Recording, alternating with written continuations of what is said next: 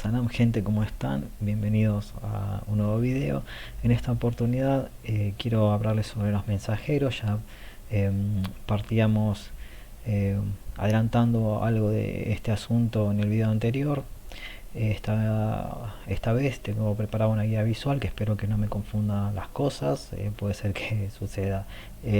Pero bueno, básicamente la tengo para no olvidar de mencionar nada.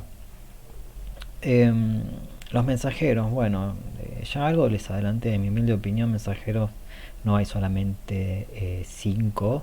De hecho, puedo hablar de que más que opinión es un hecho. Encuentran las pruebas a los que les gusta buscar las pruebas en el Corán. Em, yo no les voy a tirar los versículos, ¿sí? Búsquenlo. Eh, Son oraciones cortas que dicen así. Y Lot fue uno de nuestros mensajeros. Díganme si tienen a Lot como mensajero, porque el Corán dice que sí. Y Jonás fue uno de nuestros mensajeros. Y Elías fue uno de nuestros mensajeros. Y para sumar más mensajeros, hay un versículo en el cual se nos menciona, bueno, obviamente eh, Moisés sí que lo tenemos por mensajero, según la tradición.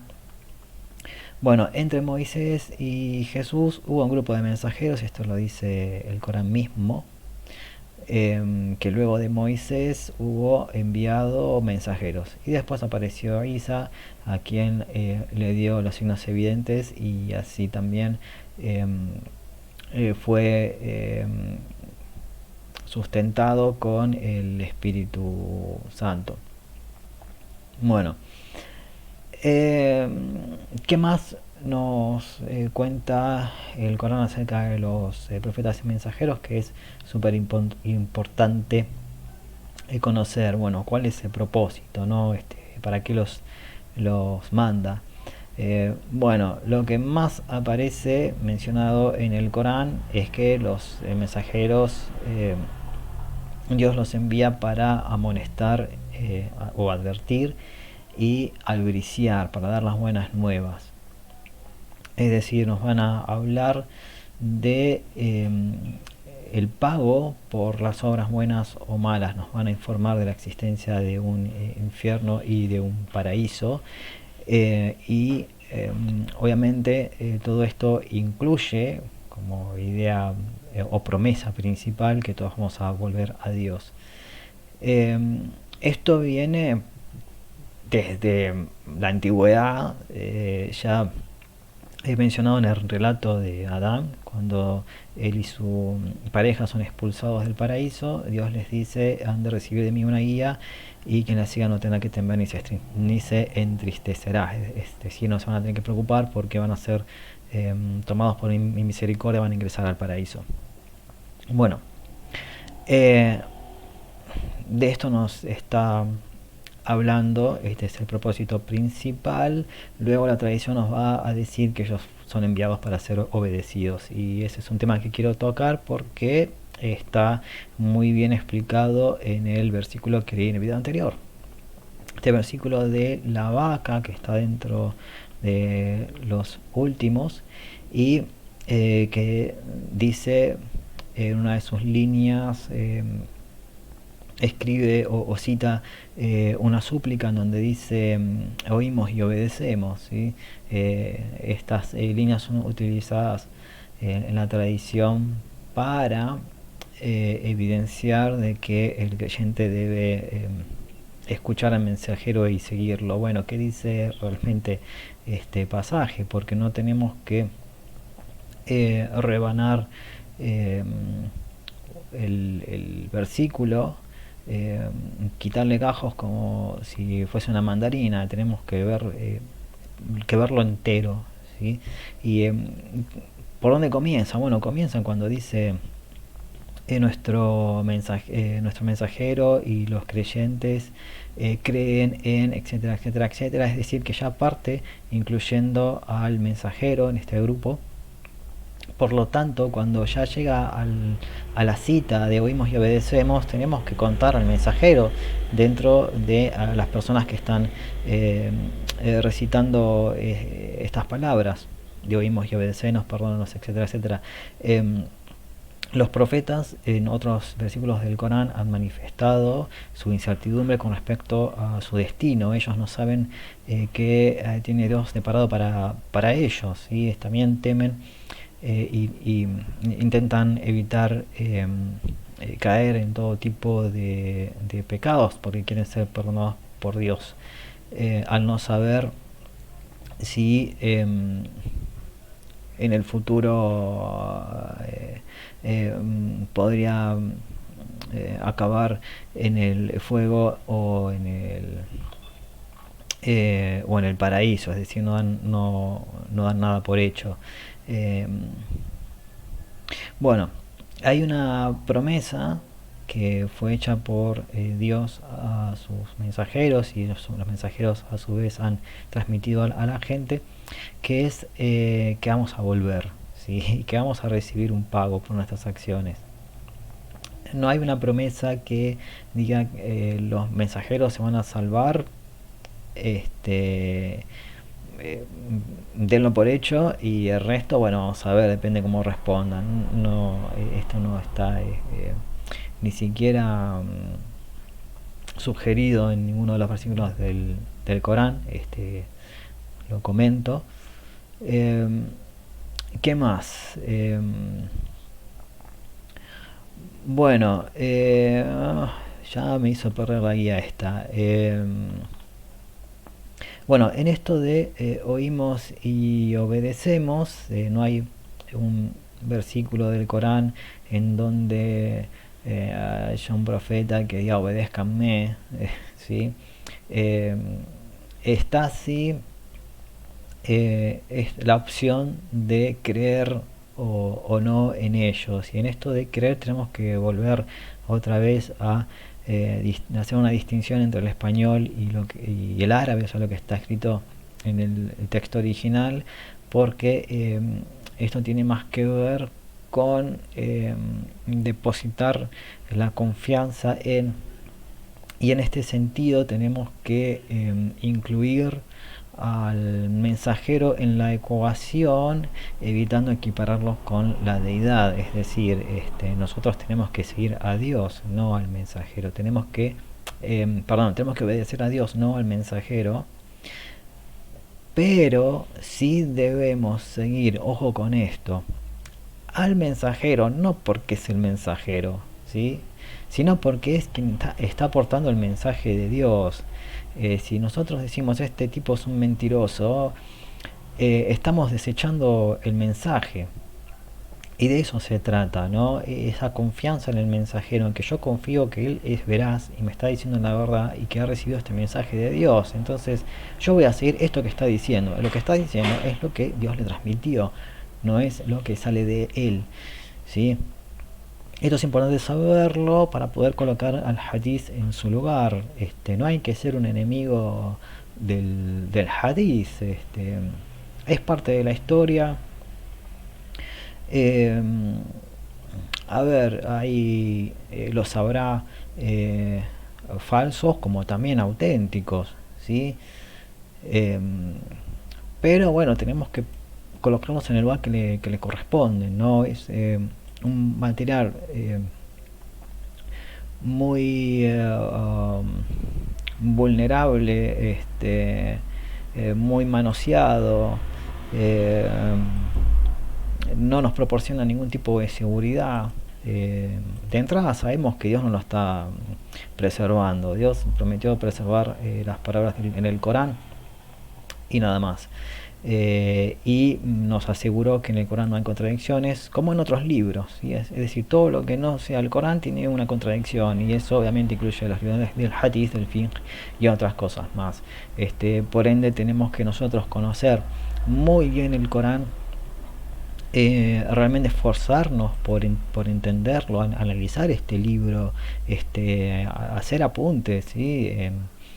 Eh, Hacer, qué sé yo, no sé, listas con preceptos, ¿sí? Yo necesito conocer cuáles son los preceptos de Dios para que cuando me traigan un precepto de fulano de tal, yo lo pueda reconocer y decir, no, hasta ahí, o sea, no te voy a seguir escuchando porque yo no he leído esto en el Corán.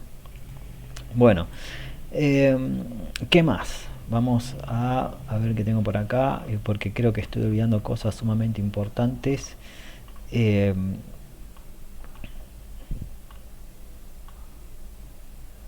bueno, acá por ejemplo, cité un versículo que dice lo siguiente: ¿acaso no se le presentaron mensajeros para transmitirles mi mensaje y advertirles este día? Bueno, ahí por ejemplo tenemos una prueba de que siempre está haciendo referencia a que eh, eh, al mensaje, eh, como eh, en conexión con la historia de Adán y Eva, ¿no? Porque fue lo que inició justamente el envío de los mensajes, ¿no? Es ahí cuando se produce esta promesa de que les va a llegar una guía. Bueno, entonces cada guía tiene como, como fin recordarle esto a la gente, recordarle el pago que recibe el mal, el pago que recibe el bien y que van a volver a Dios. Siempre se trata de, y se ha tratado de lo mismo, y convengamos de que tanto Shaitan, que es un jin, como eh, Adán y sus parejas, si fueron expulsados del paraíso, fue por los por problemas con esta idea de creer en Dios. Si dicho en español no tiene mucho sentido, pero si recordamos que en árabe está diciendo tener confianza en que tira más por ese lado, ¿sí? Eh, se entiende, ¿sí? Bueno, entonces, de ahí que el Corán eh, nos dice, sí, nos dice que eh, todos los mensajeros han venido con el mismo mensaje, que es no adoren a otro que no sea Dios, ¿sí? Entonces, bueno, nada, es otra prueba que les doy de que lo que les estoy diciendo no es en lo absoluto algo que yo me estoy imaginando, este, o que yo estoy leyendo en el aire, ¿sí?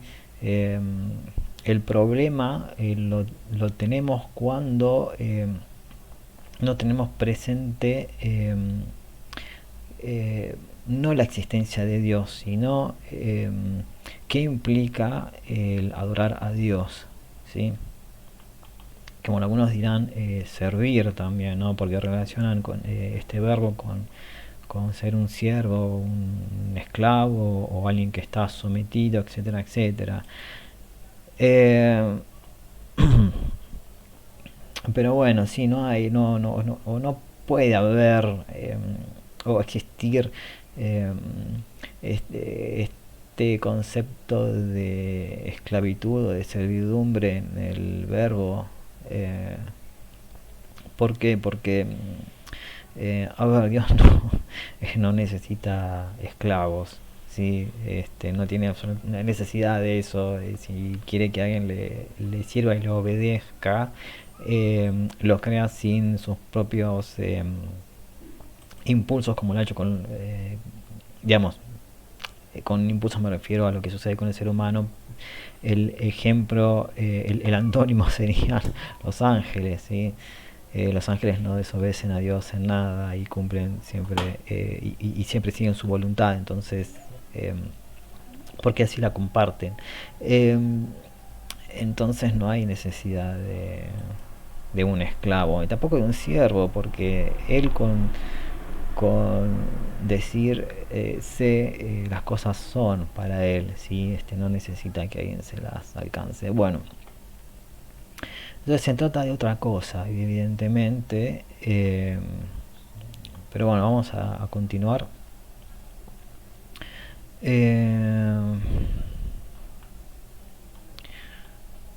bueno, también tenemos este mito de la tradición que dice que, sí, bueno, Isa eh, A Isa no lo mataron, porque Isa era fenomenal, era un capo, era más grosso de los mensajeros y no tenía pecados y qué sé yo, y cómo Dios va a matar a su hijo, eso es, no sé, perdón, a su hijo, eso, me confundí. Bueno, pero el agua lo suelen hacer así, ¿no? Pero ¿cómo Dios va a matar a un profeta mensajero? Nos dicen a nosotros, ¿no? A los cristianos le dicen cómo matar a su hijo, a nosotros nos dicen a un profeta mensajero.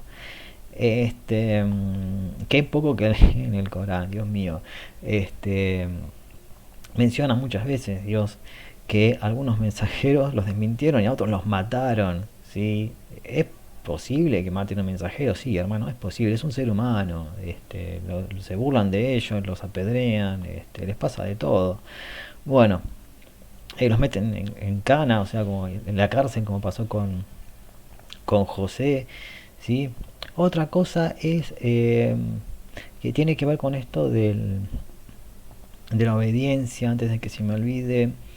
eh, Suelen poner a los mensajeros como si fuesen jefes de Estado y esto no es así, en lo absoluto. O sea, díganme, a ver, ¿dónde leyeron que Lot, que el Corán dice que fue un mensajero, que Lot se puso a dictar leyes? ¿Quién le va a escuchar de su pueblo? Ese pueblo tenía sus propias leyes, no les interesaba nada lo que pudiese decir Lot. Lo mismo Jonás era uno más, un ciudadano más, era este, de los trabajadores de ese lugar, ¿no? Un obrero, digamos, qué sé yo, no sé ya cómo decirle. Bueno, eh, ¿qué más? Bueno, de Elías no sabemos mucho, porque ya les comenté la vez anterior, son 4 versículos donde el Corán menciona su constancia y cosas así. Eh, bueno, y que se lo elevó en grados, no dice mucho más. Eh, entonces, por ejemplo, no sé, José, ¿qué tipo de trabajo hacía José? José estaba gobernando ahí como si fuese el faraón. No, él administraba los bienes de Misor. Eso es lo que hizo. Este, ¿A quién más podría poner de ejemplo? Bueno, eh, Moisés es un caso especial, como lo ha sido también el profeta Muhammad, pero también David y Suleimán. Sí, a ellos no se los, a Suleimán, por ejemplo, no se lo suele mencionar como un mensajero que tenía unas leyes y qué sé yo que. Bueno, David tampoco las tuvo, pero se menciona igual como mensajero porque están obligados, porque el Corán lo dice, ¿no? Que recibió un libro. Pero lo cierto es de que ellos, si estaban eh, mediando como jueces y haciendo dictámenes legales, es porque eran reyes. O sea, no hay otra razón que lo explique. Moisés, ¿por qué Moisés andaba por el desierto dando órdenes? Y bueno, porque era la cabeza del pueblo. Sí, no eran 5 personas. El tipo salió de Misir con todos los hijos de Israel, eh, secundado por su hermano, ¿no? Tenía su apoyo, pero bueno, este, le correspondía a él. Dios le había dado esta responsabilidad en el momento en que le dio las tablas con preceptos, con leyes sociales, ¿no? Y bueno, y el profeta Muhammad, y bueno, pero hermano, vos fijate, el profeta Muhammad le fue este otorgado ese lugar. Es decir, hubo un grupo de gente que fue con el objetivo de que él fuera su gobernante, ¿sí? De que él pusiera orden en su ciudad. O sea, la gente quiso ponerlo en ese cargo, eh, él aceptó y bueno, y las leyes que les dio fueron las que están en el libro. Bueno, esto lo voy a dejar acá. Quedan un montón de cosas todavía pendientes, pero para no hacerlo demasiado largo lo voy a dejar acá.